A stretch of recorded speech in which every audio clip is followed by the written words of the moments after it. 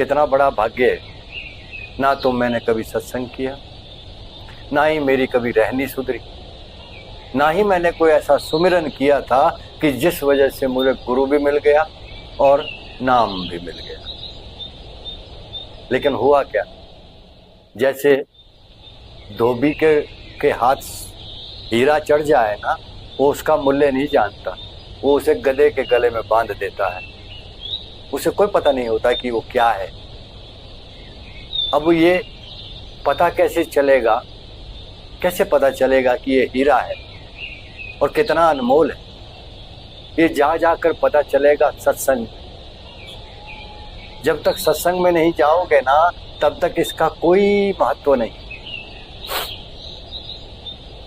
अब विचार करोगे कि सत्संग पर सभी संत महात्मा ऋषि मुनि इतना बल क्यों देते हैं?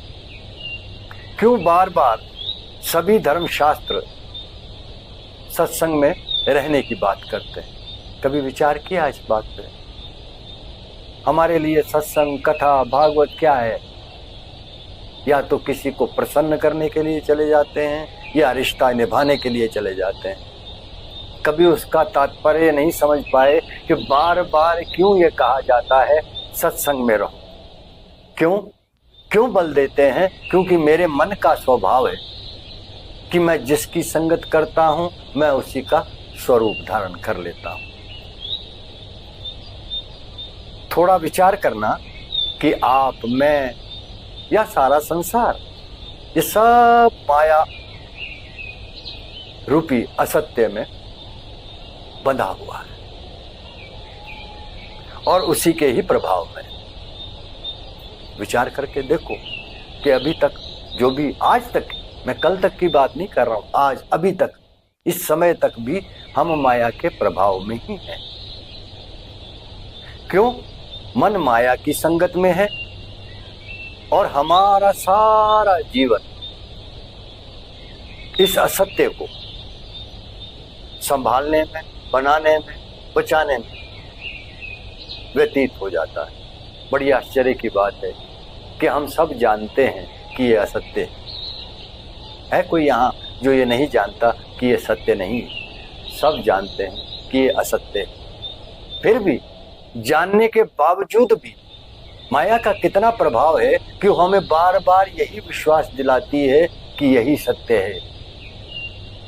ये तुम्हारा मान सम्मान सत्य है, ये तुम्हारी संपत्ति सत्य है, ये तुम्हारे नाते रिश्तेदार सत्य है, तुम्हारा ये शरीर सत्य है। यही ना समझाती है वो। और हम इसी के सहारे, जानते बूझते, पता होते हुए भी हम असत्य को ही पकड़ते हैं।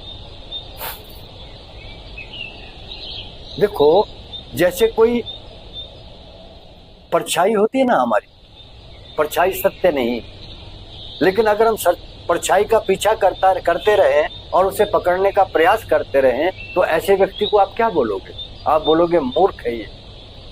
कितना बड़ा मूर्ख है कि ये सत्य नहीं है, ये परछाई तुम्हारे हाथ में नहीं आई, तो क्यों तू इसके पीछे भाग रहा है? वैसे ही ये माया की परछाई है, लेकिन किसकी? उस परमात्मा की परछाई है और हम परछाई को ही पकड़ने का प्रयास कर रहे हैं। हमने कभी उस परमात्मा को पकड़ने का प्रयास नहीं किया जिसकी ये परछाई है।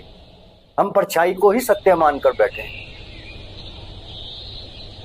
याद रखिए, ये माया का संग असत्य है और माया को पाने का कोई भी विधि, कोई भी प्रयास, कोई भी तप, कोई भी यज्ञ, कोई भी यज्ञ, कुछ भी तुम करते हो वो असत्य ही है।